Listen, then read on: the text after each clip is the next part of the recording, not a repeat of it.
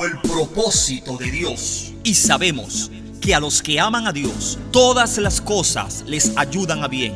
Esto es, a los que conforme a su propósito son llamados. Romanos 8:28. Este es un espacio destinado para la bendición eterna de tu vida y para que se cumpla en ti el propósito eterno de Dios. El que habita al abrigo del Altísimo morará bajo la sombra del Omnipotente. Bajo el propósito de Dios. Bajo el propósito de Dios. Hola, Dios te bendiga rica y abundantemente. Te habla tu hermano y amigo Ángel Darío Reyes. Damos gracias a Dios por esta oportunidad. En esta ocasión vamos a compartir una porción de la palabra del Señor en Santiago capítulo 2 a partir del versículo 14. La fe sin obras es muerta. El versículo 14 dice de la siguiente manera: hermanos míos, ¿de qué aprovechará si alguno dice que tiene fe y no tiene obras? ¿Podrá la fe salvarle? Este versículo inicia con la expresión hermanos míos, lo cual da a entender que el escritor de esta porción bíblica se está dirigiendo a cristianos, a creyentes en Cristo. Y continúa diciendo: ¿de qué aprovechará si alguno dice que tiene fe? Hay gente que dice que tiene fe, pero no tiene real fe, no tiene una fe genuina, sino una fe teórica. Esto no es fe. Esto es una fe de palabras, es una fe vana. Porque si hubiera fe de verdad, se mostrara por las obras. Y luego dice: ¿podrá la fe salvarle? ¿O podrá esta fe salvarle? Esta es una pregunta retórica. Esta pregunta que aparece aquí al final de este versículo: ¿podrá la fe salvarle? ¿O esa fe salvarle? Entiéndase por pregunta retórica, una pregunta que quien la formula y la hace sabe perfectamente la respuesta. Esa fe no salva.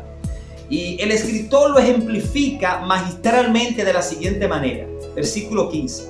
Y si un hermano o una hermana están desnudos, es decir, que tienen necesidad de vestimenta, y tienen necesidad del mantenimiento de cada día, es decir, de alimentos, ya sea para ellos o para su familia, para alimentar su familia, para sustentar su familia, y alguno de vosotros les dice: id en paz, calentaos y saciaos, pero no les dais las cosas que son necesarias para el cuerpo, ¿de qué aprovecha?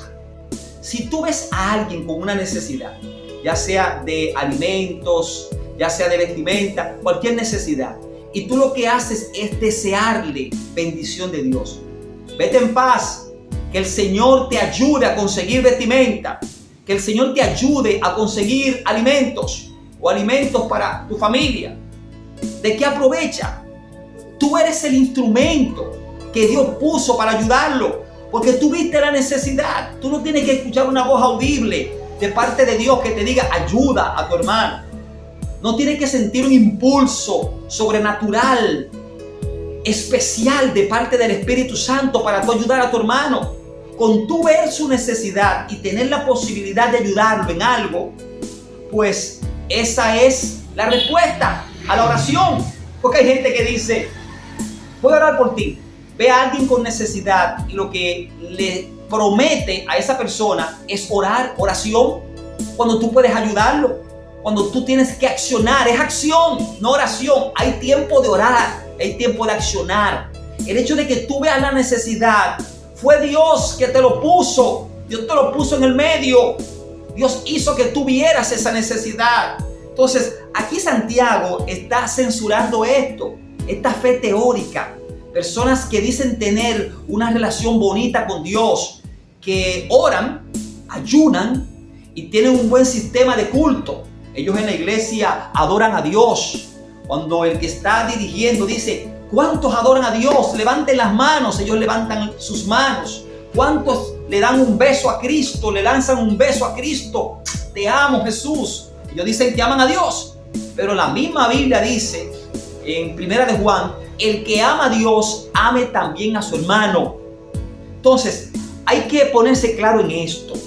Hay que vivir un evangelio práctico.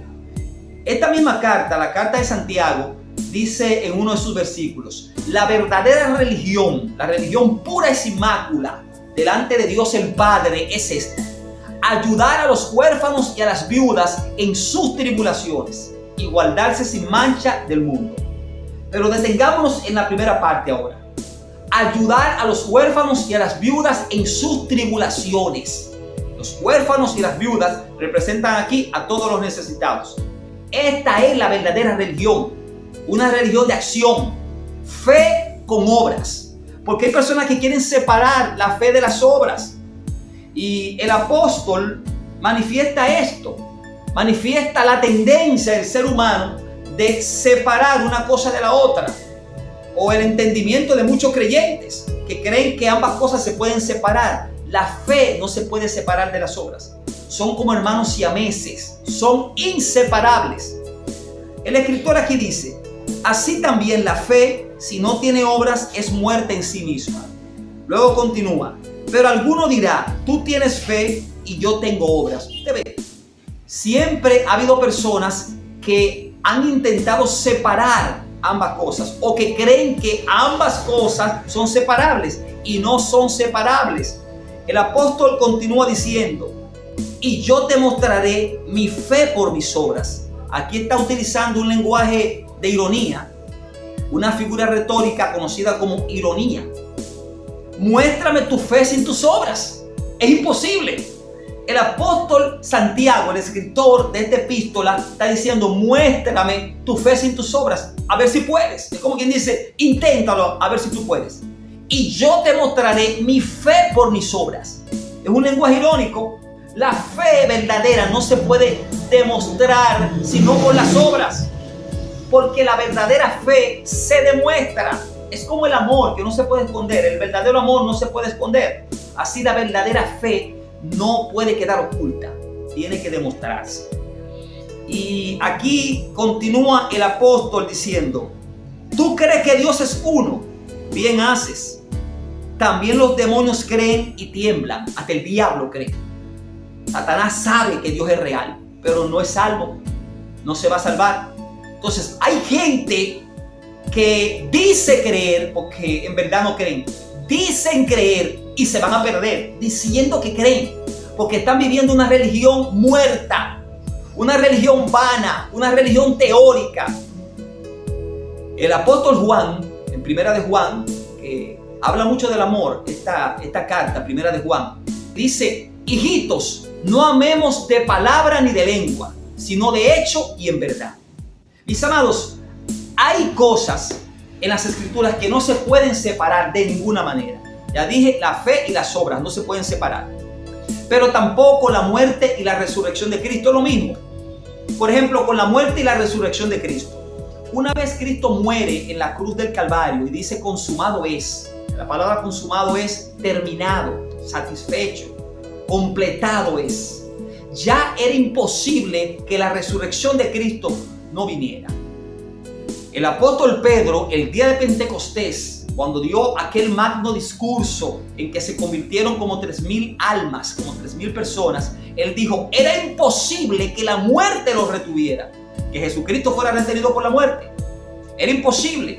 Mis amados, cuando Cristo murió y fue sepultado, recordemos el pasaje bíblico de que los líderes judíos adversarios de Cristo fueron donde Pilato y le dijeron: Pilato, este engañador, referente a Cristo, dijo cuando estaba en vida que después que muriera al tercer día iba a resucitar.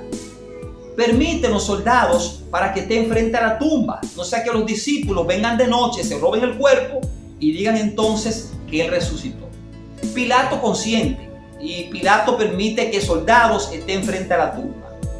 Pero miren, amados, podían poner todos los ejércitos del mundo de aquel entonces frente a la tumba. La Biblia dice que también pusieron una piedra, una gran piedra, en la entrada de la cueva. Y la piedra estaba sellada. Podían poner todas las piedras del mundo a la entrada del sepulcro. Satanás junto con todos los demonios podían ponerse en cadena frente a la tumba. Pero ya la resurrección de Cristo estaba decretada desde que Jesús dijo en la cruz: consumado es. Era imposible que la muerte lo retuviera. Si leemos en el libro de Mateo, cuando habla de la resurrección, Mateo dice que un ángel llegó y un terremoto que estremeció el lugar. La piedra se quitó y un ángel se sentó encima de la piedra. Un ángel que habló a las mujeres. No sé si usted se ha detenido en esto de que el ángel se sentó encima de la piedra. Esto significa que Dios está por encima del obstáculo. La piedra es el obstáculo que pusieron. Una piedra para que nadie lo sacara. Sellaron la piedra, pusieron soldados. Pero cuando Dios dijo, mi hijo va a resucitar, nadie podía detener esa resurrección. Por lo tanto, era imposible que la muerte lo retuviera. La muerte de Cristo es inseparable de la resurrección. Una vez Él muere, iba a resucitar, iba a ascender a los cielos después e iba a ser entronizado a la diestra del Padre. Así también la fe es inseparable de las obras. No podemos separar la fe de las obras. La religión verdadera no se puede separar del amor, de la práctica.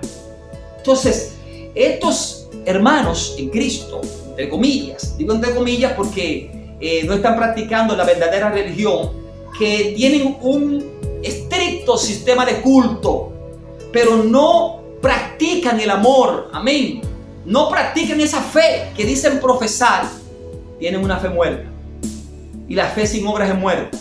Y recordemos que aquí dice que hasta los demonios creen y tiemblan, el diablo cree y no se va a salvar. Así que mis amados, practiquemos la verdadera fe, la cual se muestra por las obras.